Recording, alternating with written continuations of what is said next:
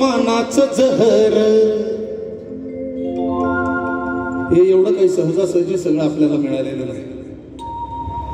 या महापुरुषांनी आपल्या जीवाचं रान करून सगळा मान अपमान सहन करून हे सोन्याचे दिवस आपल्या पदरात दिलेले आहेत। म्हणून या सगळ्या गोष्टींची किंमत आपण केली पाहिजे। म्हणून प्रतापसिंग दादा लिहितात, सावित्रीनं गिळलं अपमानाचं जहर, तवा विद्येचं माहेर झालं पुण्याचं शहर, तवा विद्येचं माहेर झालं पुण्याचं शहर, तवा विद्येचं माहेर झालं पुण्याचं शहर। अहो सावित्रीनं गिळलं, आ सावित्रीनं गिळलं अपमानाचं जहर,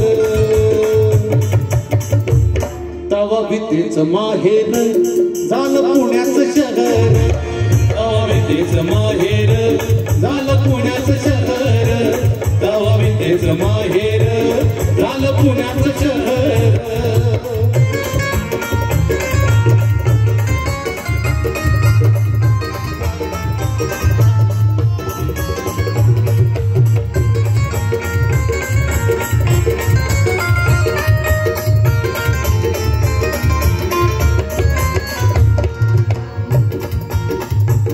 झाला ज्योतिबा गुरुजी आणि विद्यार्थिनीची, झाला ज्योतिबा गुरुजी आणि विद्यार्थिनीची, झाला ज्योतिबा गुरुजी आणि विद्यार्थिनीची, शिक्षिकाही होऊनी पुढे सरसावली ती, शिक्षिकाही होऊनी पुढे सरसावली ती, शिक्षिकाही होऊनी पुढे सरसावली ती।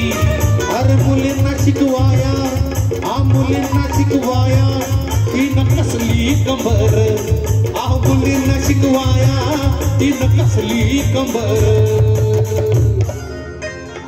आहो मुलींना शिकवाया तीन कसली कंबर, तवा विद्येचं माहेर झालं पुण्याचं शहर, तवा विद्येचं माहेर झालं पुण्याचं शहर, तवा विद्येचं माहेर झालं पुण्याचं शहर।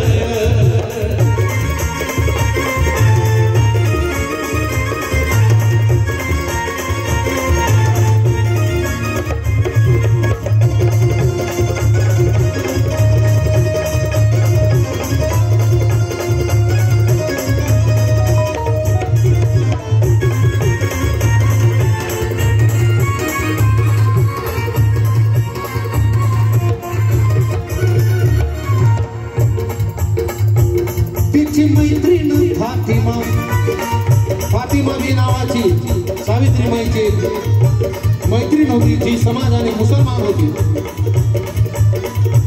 पण सावित्रीबाई जेव्हाही कधी खचत असतात त्यावेळेला तीच त्यांची मैत्रीण सावित्रीबाईंना धीर देते आणि म्हणते की सावित्री, तू ये जो काम कर रही है ये बहुत बड़ा काम है, इन नादान लोगों को ये पता नहीं तू इस देश के लिए, यहाँ की महिलाओं के लिए क्या कर रही है।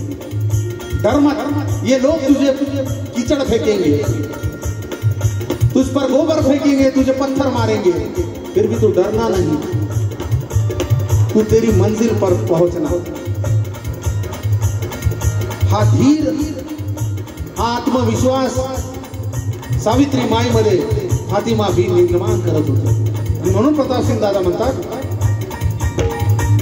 तिची मैत्रीण फातिमा एक होती मुसलमान, तिची मैत्रीण फातिमा एक होती मुसलमान, आली रूढीची लढाया जणू रजिया सुलतान, आली रूढीची लढाया जणू रजिया सुलतान, जणू आणावा पुण्याला, जणू आणावा पुण्याला मुळा मुठानं बहर, जणू आणावा पुण्याला मुळा मुठानं बहर।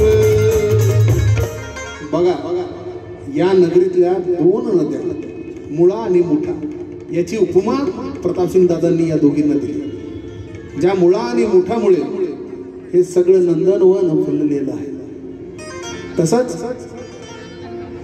या दोन्ही मैत्रिणींमुळे शिक्षणाची मुहूर्त वेळ या भूमीमध्ये लोळली गेली. म्हणून प्रतापसिंग दादा म्हणतात, जणू आणावा पुण्याला मुळा मुठान बहर, तवा विद्येचं माहेर झालं पुण्याचं शहर, तवा विद्येचं माहेर झालं पुण्याचं शहर, तवा विद्येचं माहेर